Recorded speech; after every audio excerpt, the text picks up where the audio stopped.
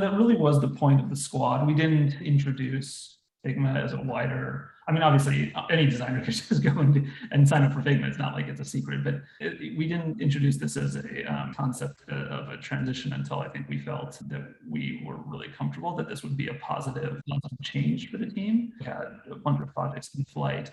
There was a number of different steps that we went through, which we could talk about, but it wasn't a light switch, and it's still not a light switch, right? We're still onboarding teams. Yeah. It's a general evolution over, right? We handpicked projects that made sense to say, hey, we think we can get these projects at the point they're at.